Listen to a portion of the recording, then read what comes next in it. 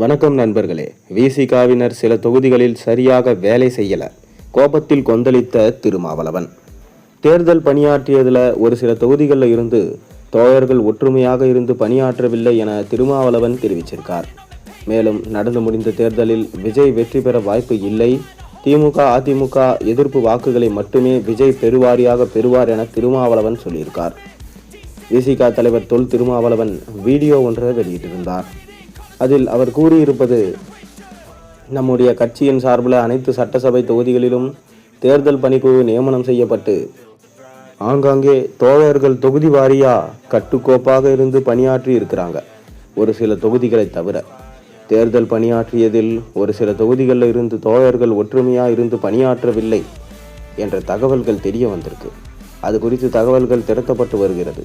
களப்பணியாற்றிய அத்தனை தோழர்களுக்கும் என் பாராட்டுகள், நன்றியையும் தெரிவித்துக் கொள்கிறேன். 5 ஆண்டுக்கு ஒரு முறை சட்டசபை தேர்தல் நடக்குது. ஒவ்வொரு தேர்தலிலும் பலர் பொது தொகுதிகளில் தங்களுக்கு இந்த முறை வாய்ப்பு கிடைக்கும் என எதிர்பார்த்தது உண்டு. அப்படி இந்த வாய்ப்பு வழங்கப்படாமல் ஏமாற்றம் அடைவது ஒரு தொடர்கதையாக இருக்கும் நிலையில பொது தொகுதிகளில் வேட்பாளர்களை மாற்றுவது தவிர்க்க முடியாததாக இருக்குது. பொது தொகுதிகளில் மட்டுமல்ல, மொத்தமாக. ஏனென்றால் நாம் குறைவான தொகுதிகளை பெறுகின்ற போது புதிய வேட்பாளர்களுக்கு நாம் வாய்ப்பளிக்க வேண்டும் என்ற நிலைப்பாட்டையும் புறம் தள்ள வேண்டியிருக்குன்னு சொல்லியிருந்தார். அந்த கோரிக்கை வலுவாக எழுந்து வருகிறது. நாம் புதியவர்களுக்கு வாய்ப்பு கொடுத்தா கட்சியும் வலுப்படுத்த முடியும். அதிகாரத்தை நோக்கி நகர முன்னணி வேட்பாளர்கள் இடையே போட்டி அதிகமாகுது. 2001ஆம் ஆண்டில் நான் தேடி வேட்பாளர்களை போட்டேன். 2006இல் கூட நம்மிடத்திலே வேட்பாளர்கள் குறைவாக தான் இருந்தாங்க. 2011-16 தேர்தல்களில் வேட்பாளர்கள் அதிகமானாங்க.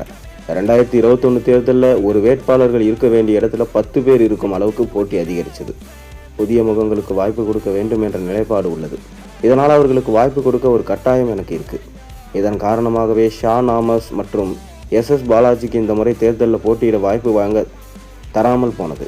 இதனை சமூக வலைதளங்களில் திரித்து பலரும் விமர்சனம் செய்தாங்க.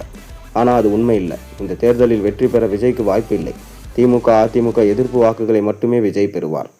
திமுக மற்றும் அதிமுக எதிர்ப்பு வாக்குகள் என்பது தமிழக அரசியல் களத்தில் எப்போதும் இருக்கு. விஜய் ஆட்சி அமைப்பதற்கும் தனித்த சக்தியா உருவெடுப்பதற்கும் வாய்ப்பு இல்லை என அவர் கூறியிருக்கிறார்.